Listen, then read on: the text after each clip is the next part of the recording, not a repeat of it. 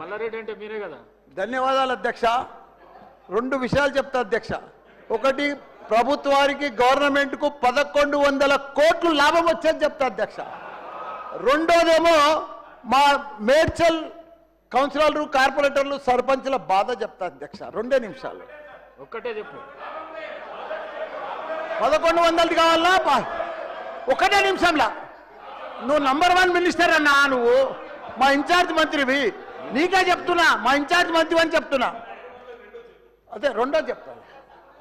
ఒకటి, మా అన్ని మాకు దిష్టి తగిలిందా ఏం తగిలిందో మా మేడ్చల్ నియోజకవర్గానికి 61 గ్రామాలు పోయి అన్ని మున్సిపాలిటీలు అయినాయి. 3 కార్పొరేషన్లు ఉన్నాయి, 7 మున్సిపాలిటీలు ఉన్నాయి. ఇంకా మనం 3 మున్సిపాలిటీలు చేసిర్రు.